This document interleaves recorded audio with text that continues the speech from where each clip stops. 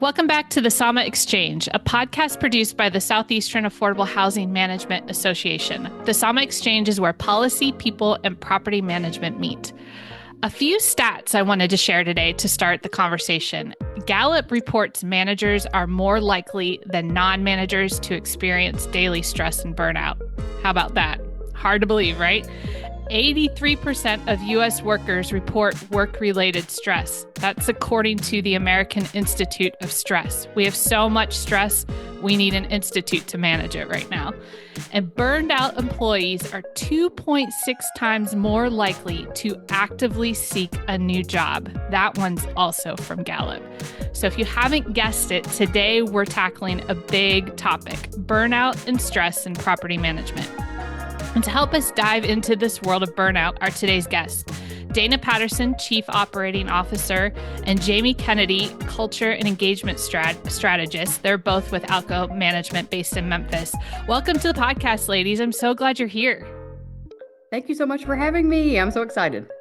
Yes, Renee, thank you. We're excited to be here for this opportunity. This is a very important topic, so we're honored to be able to talk about it.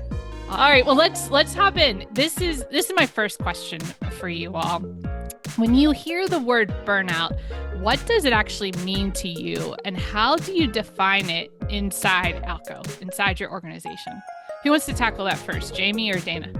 I'm excited to be able to talk about this with Jamie, because she is an expert on this topic. So we're really fortunate here today.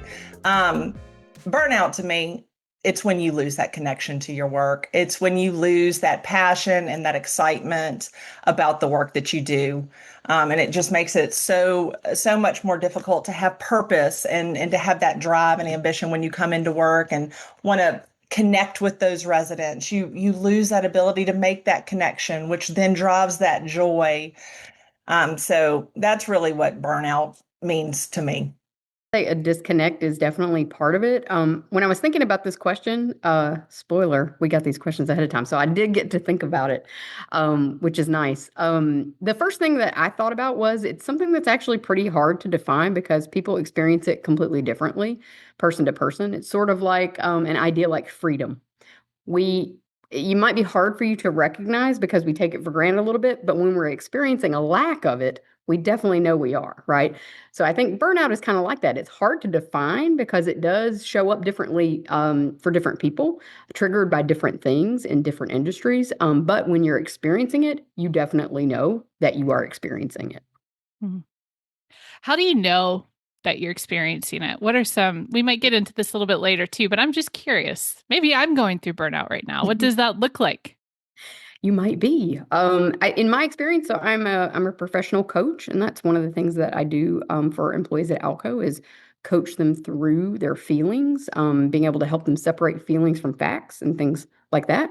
And that sounds like a really silly thing probably to a lot of people, but the truth is burnout shows up in our bodies before we recognize it intellectually, usually.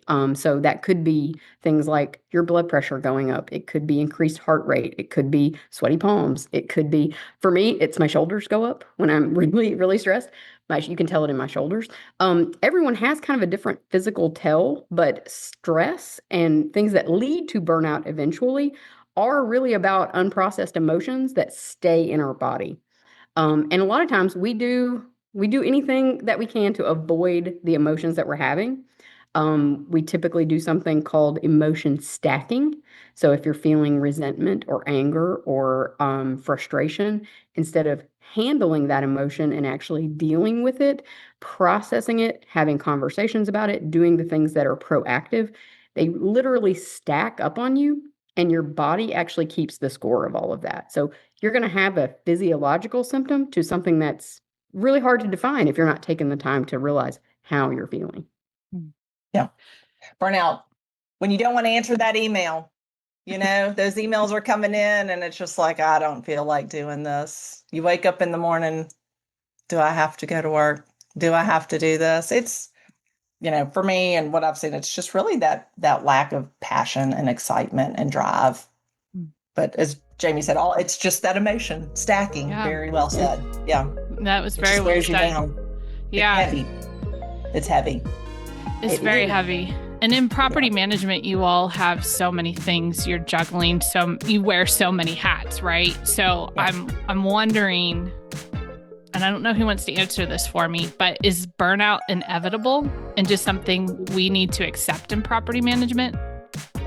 Or can we avoid it? I think you need to accept it. I'm going to refer to Jamie here. And, Alco is taking the lead on this and brought in the tools. It's the training, it's the tools, it's the recognizing that this is happening, but leadership is putting those systems and those tools in place to help people stop, prevent, understand, recognize, work through. And that is exactly what Jamie does. So I will let her speak more of that if she is really the expert here. Thank you, Dana. You're like my biggest hype man. Hype woman. Sorry, hype woman. I should have a Jamie. Well, I'm open for business. Y'all just all get in there. What I notice about the emotional piece is that we sort of are, and I think this is not just at Alco, it's not in property management. It is really our society at large. We put a lot of emphasis on our identity at work. Because think about it, when you meet somebody new, what is the first thing you ask them and the first thing they ask you? What do you do? What do you do? Where do you work? It's what we lead with. So it takes kind of an outsized part of our life sometimes, where boundaries can be difficult.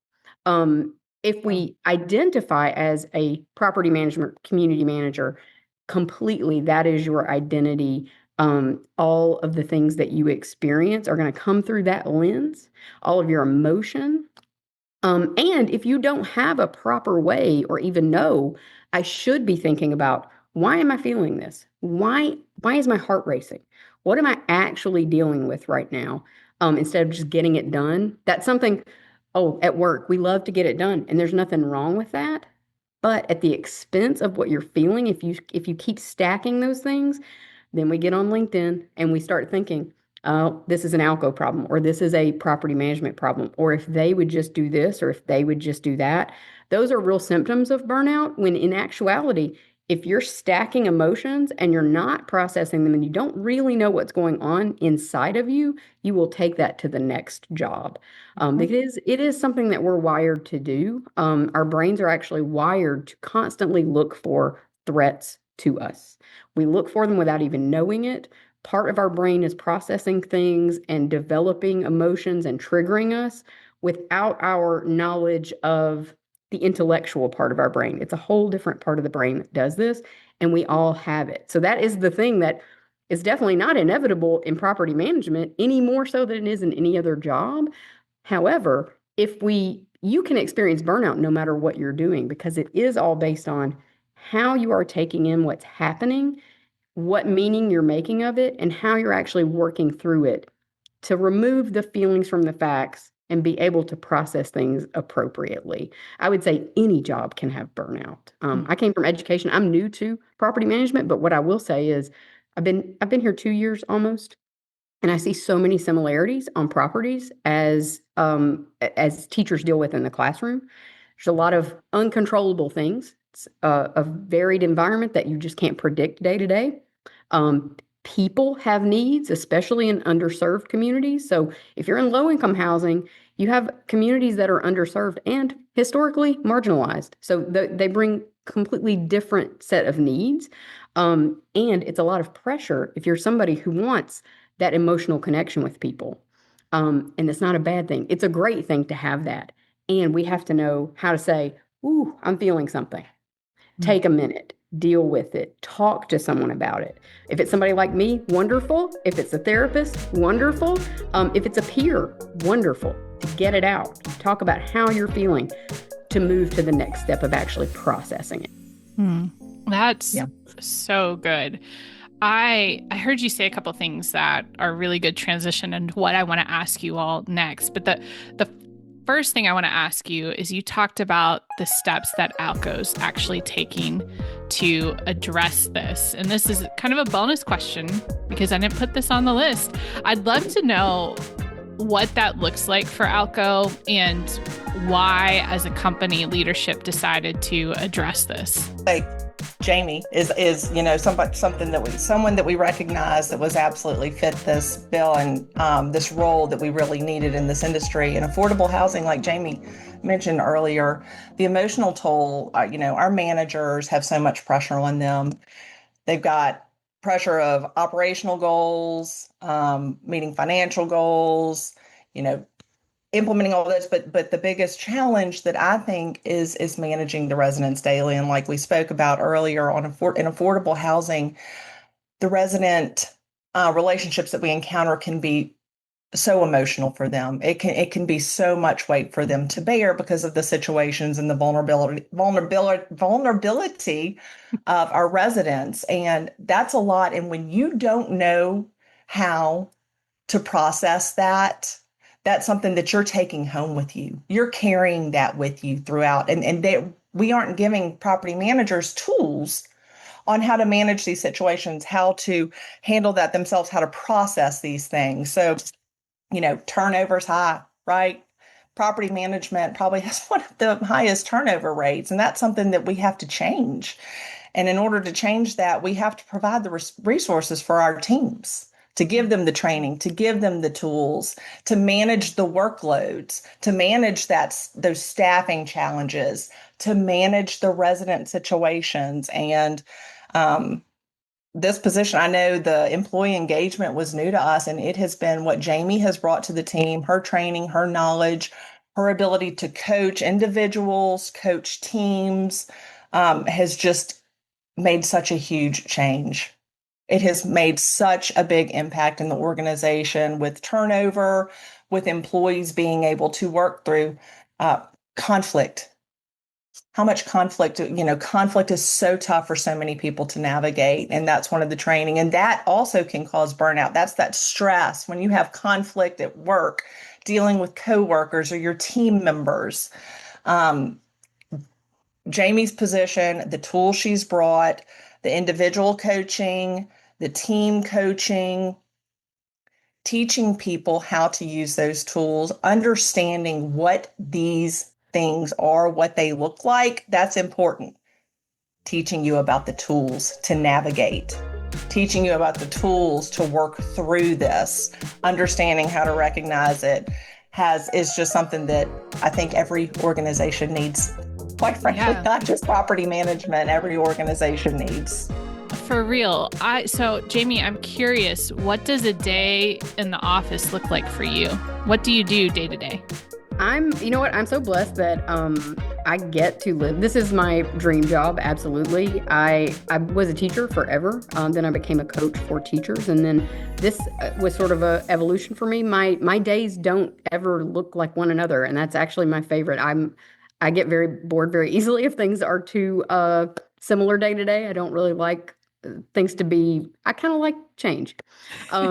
I do. I like a different scenery. So, actually, this is a week that I could give you a little bit. I'm doing with my own team. I'm on the talent division at Alco. So human resources and teams that, handle our talent, our staff. So I've been with them, developing with them the last 2 days. The next 2 days, I will be on property. I'll have 4 properties I'm going to Thursday and Friday, working with groups on bringing them together so that they can actually have productive conflict. Because what Dana says is true. Conflict is inevitable, and actually it's not a bad thing, but we are sort of taught to be afraid of it. And then it just adds to that stacking, right? Resentment is one of those things that can stack. And then again, we get on LinkedIn and nobody wants that, right? The truth is you're going to have conflict at the next place too. So being able to deal with that conflict and know it's totally normal. It's actually the way your brain is wired to have these things. So we have to be able to be equipped to have those conversations in a way that it's not going to hurt anyone. It's all about how do we do this together and then go home, right? Because at the end of the day, we make a deal every 2 weeks. It's a handshake. Thank you for the paycheck. Thank you for the work. And we make a deal every pay cycle. And when it becomes too much for people is, I think, when either our teams are not productive because we have emotional stacking going on that we don't know how to deal with, or our team, the larger team, if it's the staff and the residents are sort of having storming between them, right? All very normal things because we're all people and we're all wired the same. But having those tools to be able to say, hey, you're not wrong for being upset. I didn't even know you were upset. But we got to be able to have those conversations where it's not anger. And that's just one of the things. So that's what I'm doing the next 2 days. And then I have an individual coaching with someone on our executive team tomorrow.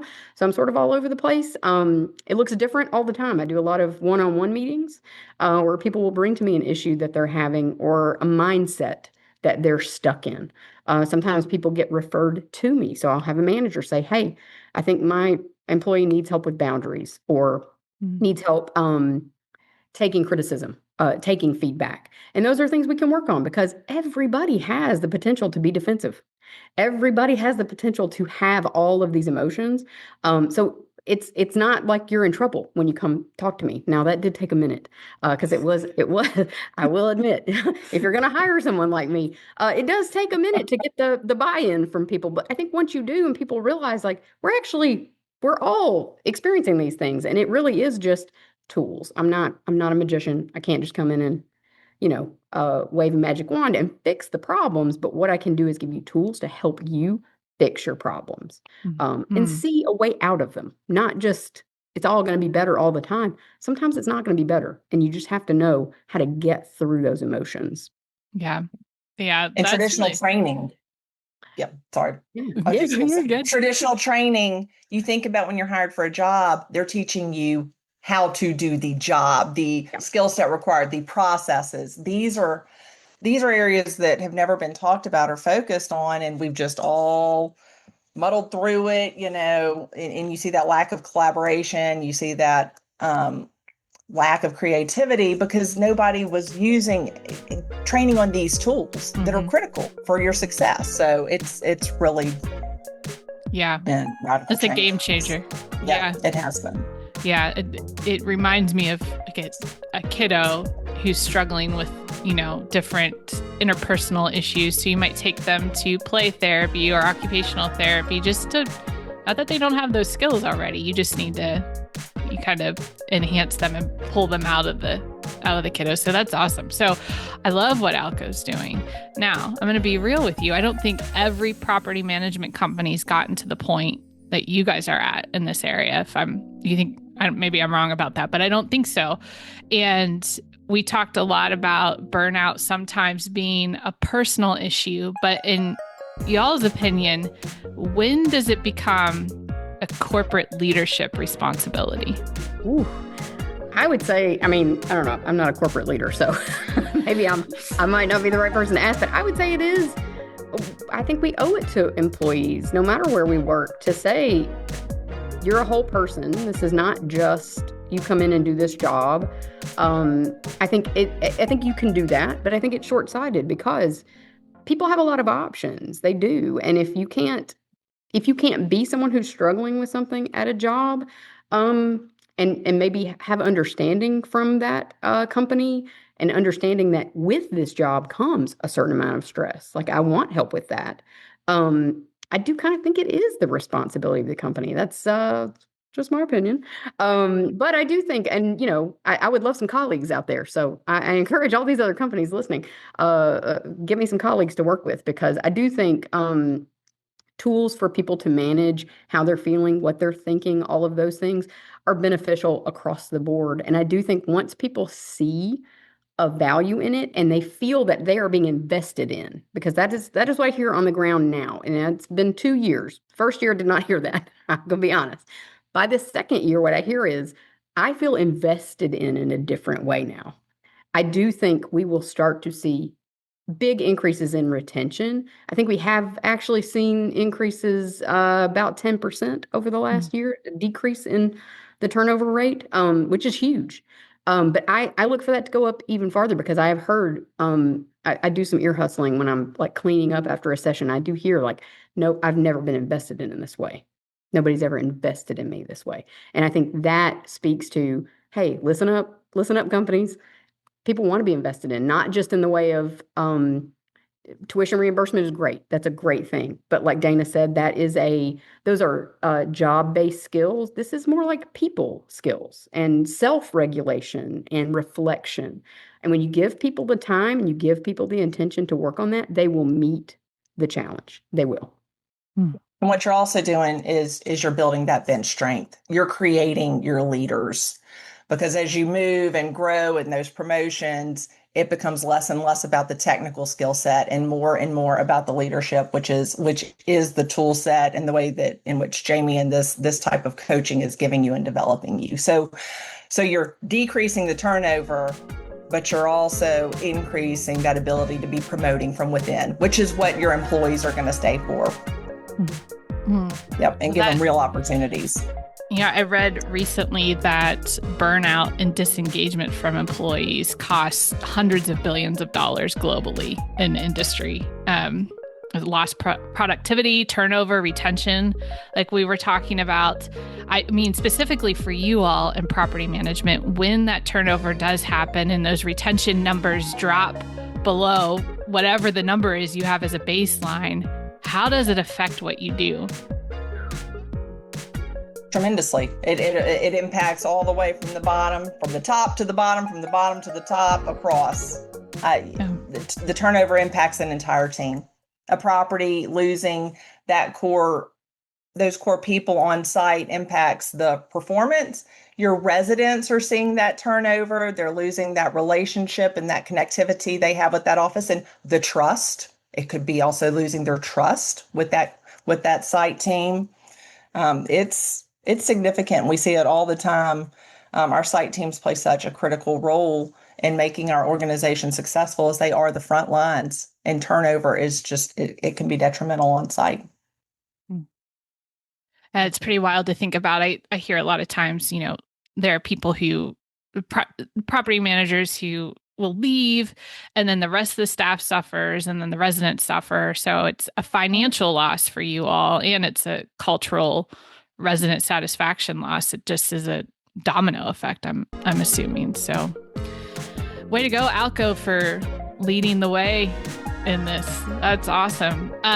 Okay, so let's pivot a little bit. And we kind of talked a little bit about this, but on a personal level, what do you think are the earliest personal signs of burnout that employees should be watching for before it becomes this major crisis where they're on LinkedIn job hunting and they're not taking care of business at home for themselves? Yeah. What do you think?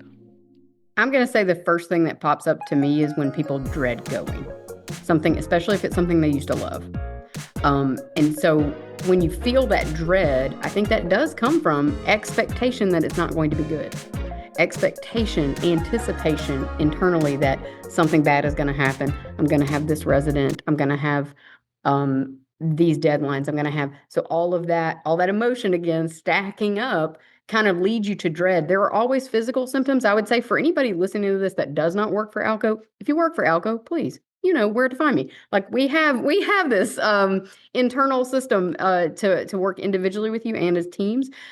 But if you're not, something I would like everybody listening to this, no matter where they work, to be able to take from it is you've got to be able to recognize your own personal triggers for anxiety, for strong emotions, and be able to feel them in your body, be able to scan your body and actually say, I leave work every day with a headache.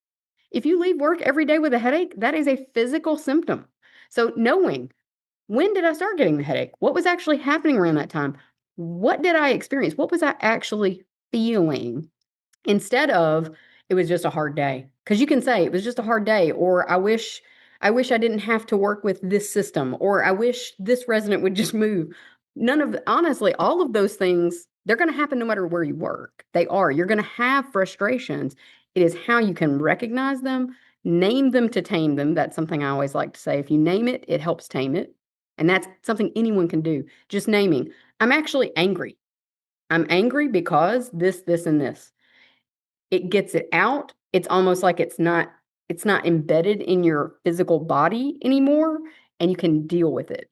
And what I find is a lot of people just have kind of learned that emotions are something we're not supposed to talk about. I think that's something that, particularly in, I don't know, my generation, it wasn't super, like it really wasn't. You weren't supposed, you weren't supposed to talk about it. You just deal with it. You get the job done. You just deal with it. And I think now young people coming into the workforce, I know for sure education made that pivot a while ago to social emotional learning, and teachers have had that. So all of the workforce that we're getting now has come from a completely different where, hey, we check our emotions at the door. If you've got anybody in your life that's in elementary school, most teachers have like a emotional tracker. I'm making a little sign here. It's like, hey, I'm angry. I've got a red face. Or how are you feeling today before they even come in? So we are teaching younger people now to not be afraid of their emotions. But we're still very much in a workforce that never got those lessons, right? And then we're bringing in new folks that are like, actually, I'm feeling all types of things. If there's not something in a company embedded to help me deal with these things, I will quickly find some place to be where my mental health and my emotions are of top priority. So I think it's a little bit generational too. So interesting to be able to think about that across property management in different companies. Yeah, that's got to create a tension, right? You've got one side of the fence, tough it out, just get through it. And then the other side of the fence that's like, I got to sit and feel this for a little bit. I got to be in this for a minute and then I can move on, right? How do you merge the two? Yes. I don't envy your job in that one. It's tough. And I will say there's a lot of that in property management that I see of community managers, property managers who have been in the industry for a long time and on paper been very successful, right? Mm-hmm. But high blood pressure, like really having a hard time with anxiety and the physical symptoms of stress, but still saying things like, it doesn't matter. At the end of the day, the work's got to get done. Mm-hmm. I would say it does matter. The work does have to get done, but not at the absolute expense of your physical and mental health. Mm-hmm. And the truth is, some of these things that we've been working on as a company, things like how to, if you recognize you're dysregulated, which is what happens in your body when you're experiencing an intense amount of stress, property managers get dysregulated all the time. Residents will come in, they're dysregulated, makes you dysregulated. There are some very simple tools we could even talk about today that people could have from this podcast to be able to use those and practice how to regulate your nervous system while you're in a conversation that you're feeling elevated from. So if you want to do that, we can. Yeah, Jamie, let's go there. Give us some tips. And Dana, I want to hear from you after how these tools are really helping your property managers, like what you guys have seen in the leadership level. So Jamie, give it to us, because I think even outside the office, we all need these tools, right? I agree. And actually, Dana has used some of these tools herself. We do this work at the corporate office as well as on sites, as everybody has stress. Everybody does. You can burn out from being a crossing guard. You can burn out from being, a crafter. You can burn out from anything, because it is actually internal. It's not really external like we like to think. So my number one favorite thing to teach people is the Take 5 method, and it involves your 5 senses. And what happens when you're dysregulated is just a little bit of a lesson in neurology. You've got 2 sections of your brain that do 2 totally different things. So you have your frontal lobe, which is here in the front of your brain, and that's what does your reasoning and your thinking. You're doing your best analytical problem solving if you're operating from your frontal lobe, your prefrontal cortex. Now, you have this part of your brain that's sort of in the back, but it's also in the middle of your brain, and it's called the amygdala. And I'm going to kind of show you, like, if this was your brain, and if you're watching this, if you're not, if you're just listening, I've got my hand held up, and it's like the number 4, where I've got my thumb sort of indented into my palm. Mm-hmm. If your brain is operating normally, your thinking brain, if you put those 4 fingers down to cover your thumb, you've got kind of a fist. This is your thinking brain. The top of your knuckles here is your thinking brain. But what happens is this part in the middle here is called your amygdala. And your amygdala, all it does is take information in and respond to it. It can't think at all. So it has taken your whole life. It's a little supercomputer in there, and it's taken everything that's ever happened to you, literally everything that's ever happened to you, and it's coded it. And it's just sitting there waiting. And it's always looking for protection. So you can be in a situation where this is one that's true of me. I sometimes assume that people are mad at me. It's my biggest fear in life is for people to dislike me, right? It's just like my biggest fear in life. So if someone's giving me like an eye that I perceive is they don't like me, they don't like what I'm saying, I'm immediately triggered. My thinking brain goes offline.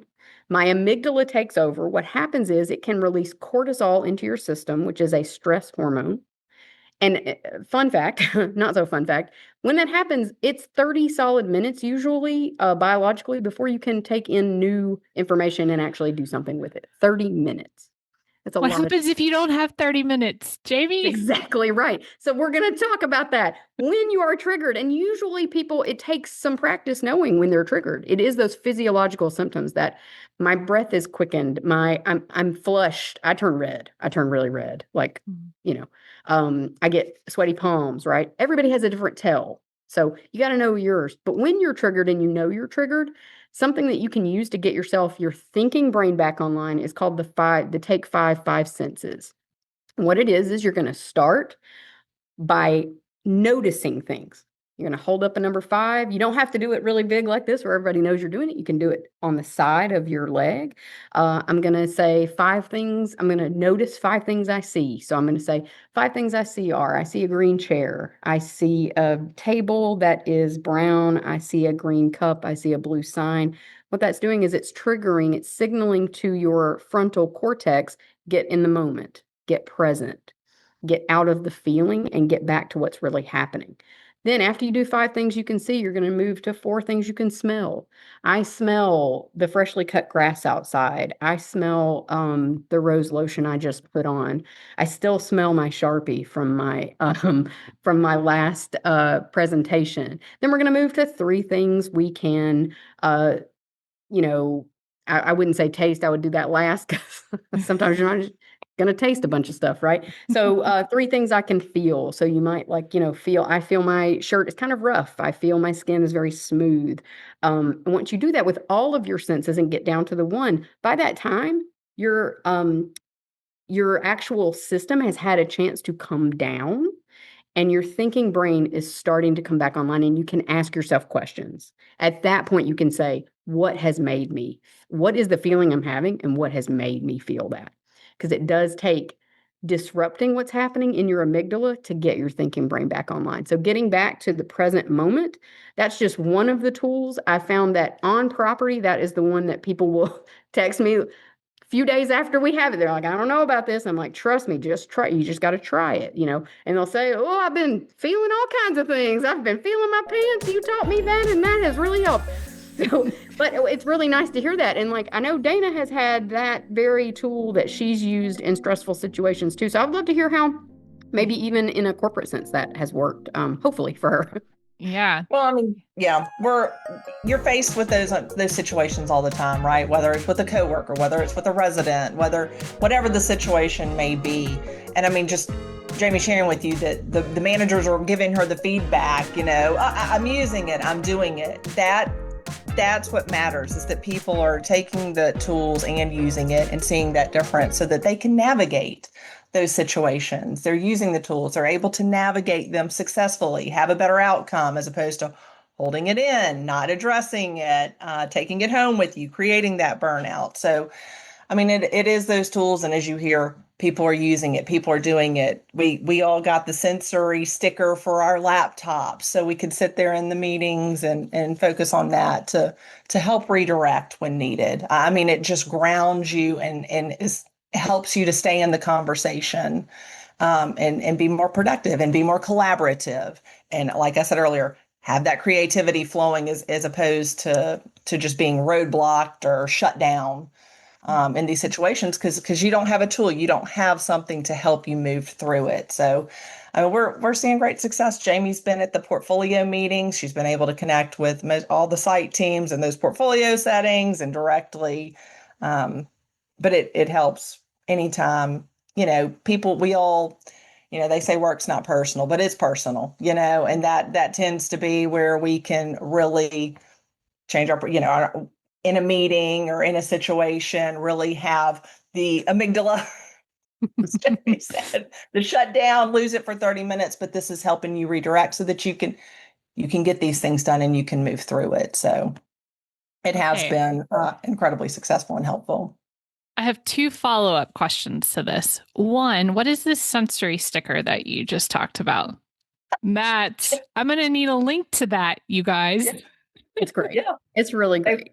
Yeah, they're just the little feeling. They just fit right there on your laptop on the keyboard, and you just can rub it, and order it's this got the on texture Amazon? to it. Where do you get Amazon. this? They're on Amazon. Actually, if you look up sensory stickers and the Wheel of Emotions is my favorite one. I actually just gifted the Wheel of Emotions, which kind of helps people name what they're feeling. It's different levels of emotion. So it'll start off like very, very intense emotions in the middle, and then it like branches out. And it's like you can think like, am I really angry or am I more frustrated? It's not the same thing, but it's similar, right? You can get these stickers that not only have that, so you can name it to tame it, but it also has the texture. So that if you're doing the five senses activity, it can help you ground. It can say, this is very bumpy. There's also ones that are, we do a lot of intentional breathing also in coaching, where it's these deep cleansing breaths also help regulate your nervous system and get your thinking brain back online. And there are even stickers that are made with breathe in 4 seconds while you touch the textured sticker. Breathe out, breathe in 4 seconds, breathe out, and you follow it. It's literally a cheat sheet for regulation. This is the first I'm ever hearing of this, and I am excited about these. So don't worry to those who are listening. I'm going to find them, and I will put the link in the show notes so you can order your own, because I think this would be helpful for a lot of us. There were a lot of meetings I was sitting in, making my square and doing my breathing and touching it to help ground me, for sure. That's amazing, and nobody would know you're doing it. So nobody would know. Yep. So Dana, my next question is, what kind of difference are you seeing at Alco from this work you guys are doing in this space? Yeah, I mean, I think turnover's reduced by 10%.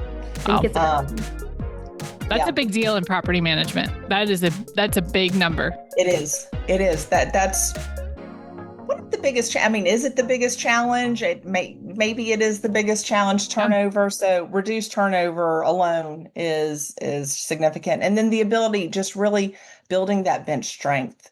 Being able to promote from within because of these tools and the emotional IQ that folks are developing, and being able to lead in situations and knowing how to respond. So that's really been significant. I mean, I say if you can reduce turnover, you're winning. You're winning. Staffing is one of the number one problems for management companies. Yep, they're engaged. They're excited about their work.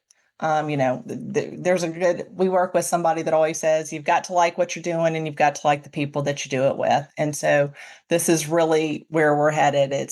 We want people to really be excited about coming to work and the work that they're doing. And we have to give them the tools to be able to manage these situations that aren't taught in school, that aren't taught in your training, Right.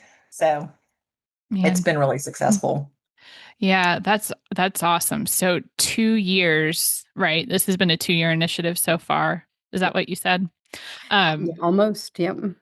What's the feedback from the Alco team? I think what I'm hearing is that it's been positive, but what kind of comments are you getting regularly, especially Dana? What are you guys hearing about this? No, people are excited. As Jamie said at first, people are skeptical. They aren't sure what is this really, is this being shared, but it's confidential, and it is going to work with somebody. People are excited because they're seeing us invest in them. And that's what people want, right? We're all willing to pay for the continuing education courses and the technical classes. And it's like, no, this is really investing in me. This is really what is going to help me become that leader that I want to be, to grow my career, to grow with the organization, and to also not experience burnout, which is quite, it's unfortunate, right? Keeping people excited about their job. And when they see that this company is invested and cares for them in that way, it gets them excited. It makes the working environment so much better. It just promotes that healthy culture that we're trying to create at Alco. So it's been Yeah, I mean, the feedback, as Jamie has said, her calendar is so busy. For now that we're in year two, everyone's wanting to sign up, and the more she gets out and does some training sessions, and everyone's, I see it all the time. Can you teach me that? Can you do that with me? When can we do this together? So it's really caught on, and people are excited, and want to take advantage of this opportunity. And Jamie is so gracious and free with her time. And believe it or not, one person is able to have an impact and work with a 200 plus organization. Well, I love it. And I will say, I think as much as I love a parade being thrown for me, it's like feels so great right now. I feel like the queen of this podcast. As much as that feels wonderful, I do want to say I do the least difficult part of this work. I say it to everybody that I'm coaching. You are doing the hard thing. You are having to reflect. You are having to get real about how you feel. You're having to talk about it. Those are not easy things. And also, you're having to take the tools and actually apply them. I can't make that happen for you. And actually, I have the privilege of doing the easiest part of this, which is just teaching, which is just showing and investing. And then you have to take it and I think what Dana keeps bringing up too about this leadership bench, like I don't think you can have leadership, successful leadership, if you don't have that emotional intelligence to go with it, because you are leading people. It's People are messy and like we're all a little bit messy, right? And like if you understand that and you can teach your team that it's okay to have these conversations, that conflict is actually not a bad thing. It's actually very normal. It doesn't have to be negative. If we know how to have those conversations, we get farther faster. And I think when people experience that and they know it's not, I'm in trouble, I'm bad if I feel this way, or I just want to run away from the feelings, which I think is really the number one thing that leads to people leaving. And I don't know, I've left jobs before and not before I had these skills, before I learned all this stuff, definitely was always about the school I worked for, we convince ourselves that we are the victim of that situation because that's how our brains are wired to do that. Amygdala is working overtime. So when we can get really clear on, hey, this is something that's happening in my brain and my body, but I actually can have control over it and I can think through it. It doesn't have to get the best of me. And once I know that, it's like, well, I'm going to have disagreements with people. If I go work, and my favorite is being a greeter at Walmart because I actually think that would be such a fun job. Would love to just like say hi to people all day and give them stickers and be like, hey, have a great time at Walmart. But I would get stressed there too, right? My dream is to work at Disney World, but when I worked at Disney World, I guarantee you there would be stress, right? There's stress and all of that in every environment. So knowing that actually I have the control, I can get my amygdala in check and I can think through these things, and I can teach others on my team to do it. Truly, if people are doing this work right, I think you do end up maybe working yourself out of a job because eventually, I think what I would love is for everybody to have these skills and be able to teach everybody on their teams and hold them to, hey, we're going to talk about it. Hey, if you're feeling something, I don't want you to hide it. I want you to actually bring it to me. I want us to be able to talk about it. And if I am not able to, I will let you know I'm dysregulated. Let me go get myself together. Let me have a beverage. Let me take a walk and come back. And that is a very appropriate way to handle those things instead of having a conversation before you're ready. Yeah. Man, that's so good. You guys are doing awesome work at Alco. I do recognize, though, that there are some property management companies who just don't have the resources to hire an amazing Jamie, right? So what's some advice, or not advice necessarily, what's one change every organization, no matter your size, no matter your ability to hire someone like Jamie, that they could implement tomorrow that would move the needle in this conversation? Ooh, I think letting people have a space and know that it's okay. Like I'm a big fan of the stand-up meeting in the morning, no matter what team that you're on. Like you come together, all of you, no matter how big or small that individual team you're on is, and actually do a check-in. Just, hey, how are you as a person today? What's on the roster today? How are we planning on dealing with it if things go awry, as we know they will, right? That's what I hear on sites a lot is like, I'll have the whole day planned and it's perfect and I'm going to get all this stuff done. And then as soon as I get out of my car, something's waiting on me and it's completely just shot my whole day. And I'm like, well, it's shot the first 10 minutes. That's for sure. It did. But being able to say, like, let's come together. Here's the support I need. What support do you need? And like I said, getting really familiar and comfortable with how you feel and actually telling people about it. Anybody can do that. It just takes intention and time. And really 10 minutes every morning. I think that's the number one thing teams can do no matter where they work. That's really I'm going to good. give a shameless plug if I can. And Jamie, that's plug for Jamie, will be facilitating sessions at the Tennessee SAHMA, specifically on these topics.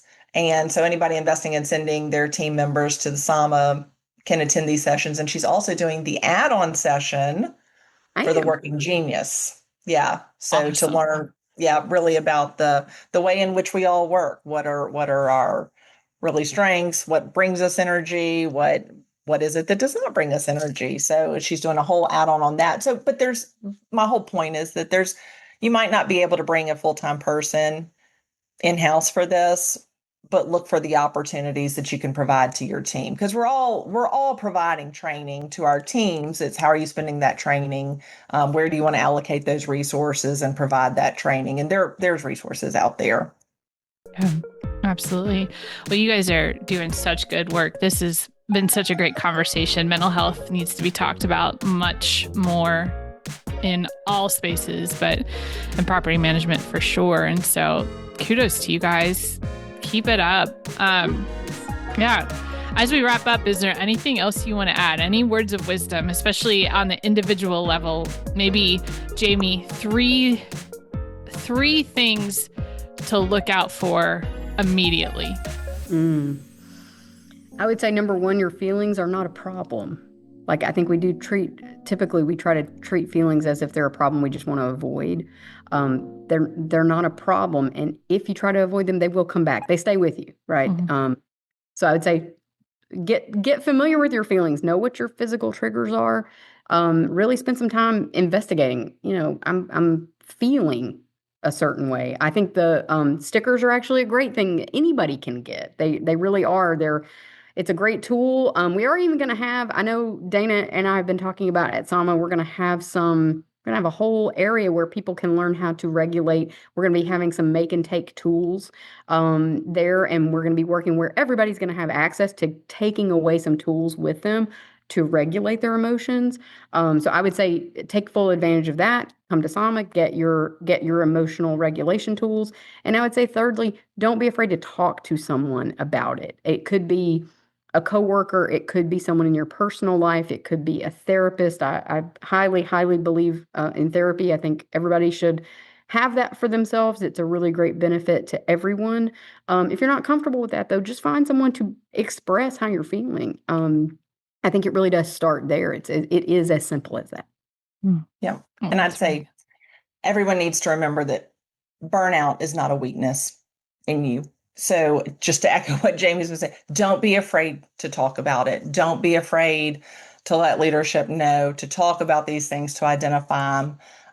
It's not a weakness. And I always viewed my job as filling up others' cups. You've got to pour into your people, and you can't pour into other people if your cup's empty. So you have to take care of yourself. And that is our job is taking care of the community. Our job is taking care of our teams. Our job is taking care of our communities. We can't do that if we aren't taking care of ourselves. So use these tools, share that voice, identify these things, and don't ever be afraid that it will be viewed as a weakness or an inability to do something, because it's not. It's not. So. Well, I think we're going to leave it there. That's the way to wrap up a podcast, Dana. Thanks so much, ladies, for being here and having this really important conversation with us. We appreciate everything. Such a wealth of really practical information for us. Truly. Thank you. Well, this was fun. Yeah. Thanks for having us. Yeah. Thanks so much. It's always great to share these tools, And don't worry, everybody. I will for sure put the link to the sensory stickers in the show notes, because I am ordering one immediately after this interview. I'll also put the link to the Tennessee SAHMA, so if anybody wants to sign up easily, it'll be there. But thanks again for listening to the SAHMA Exchange, and we will be back in just a couple weeks. Thank you. Thank you.